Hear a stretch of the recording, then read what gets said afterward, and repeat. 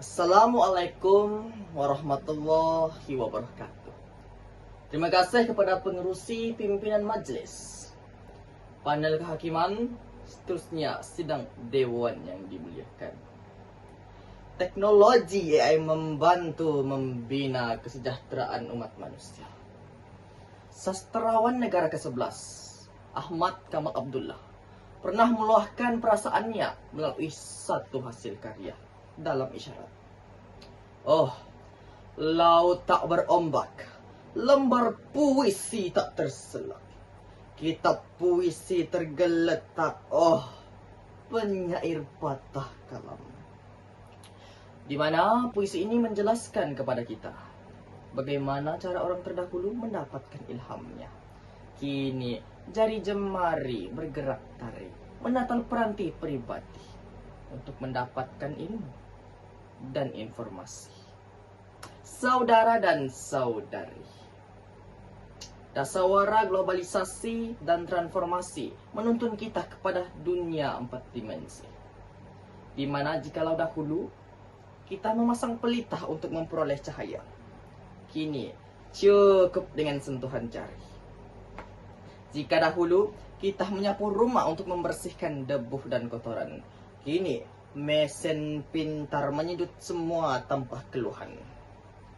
Di mana dahulu kita menimba air dari perigi, kini cukup pusing kepala pipe, air mengalir tanpa henti.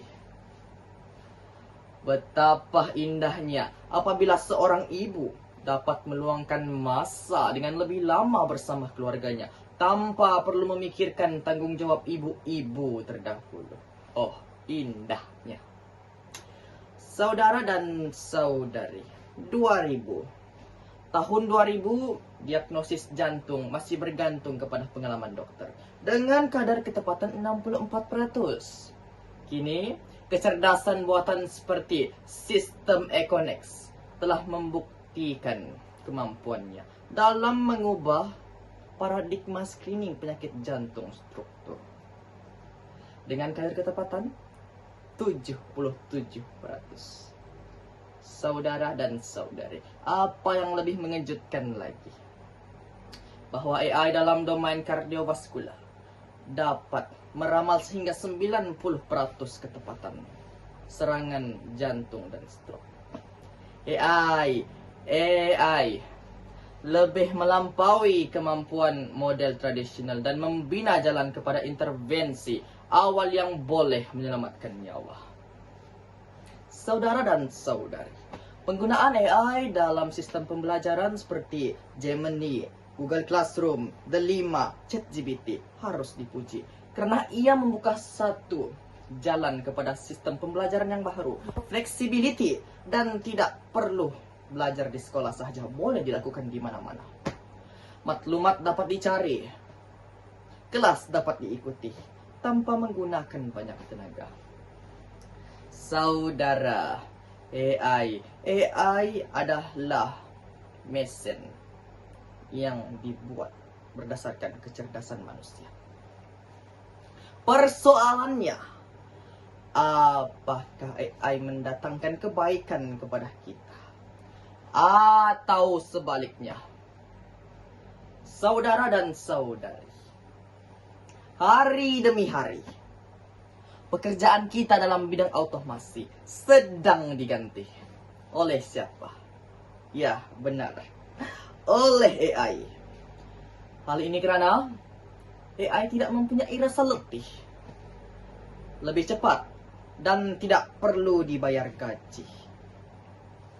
Keadaan ini menyebabkan ramai individu kehilangan pekerjaan dan meningkatkan kadar pengangguran.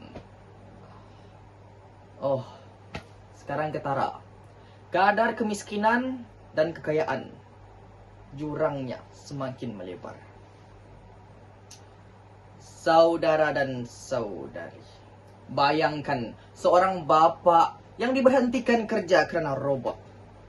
Dia bukan sahaja kehilangan sumber pendapatannya, namun kehilangan maruah dan rasa berharga sebagai seorang insan ketua keluarga.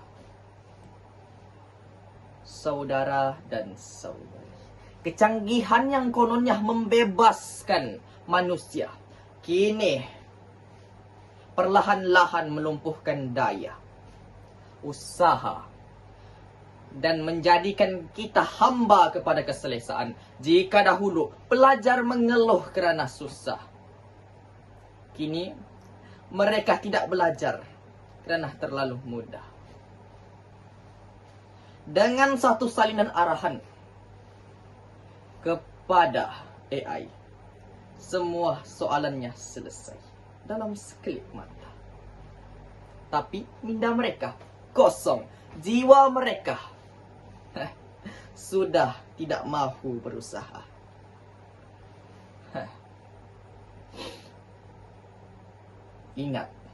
Ingat kata Tun Dr. Mahathir Mohamad, bahwa orang yang jahil boleh diajar, tetapi orang yang malas tidak boleh. Kerana kemalasan bukan kelemahan akal, tetapi kelemahan jiwa. Dan jiwa yang lemah, sehebat manapun teknologinya, manusia tetap akan mundur. Hadirin yang saya muliakan, tuntasnya kita sedang berada di persimpangan zaman antara akal manusia dan algoritma ciptaan. Di satu sisi, AI menjanjikan kecekapan dan kelajuan. Namun, di sisi lain, ia perlahan-lahan menghakis buah fikiran dan membuatkan kita malas berusaha dan bermimpi. Dunia ini semakin maju, tetapi ironiknya, hati manusia semakin lesu. Sekian dan terima kasih.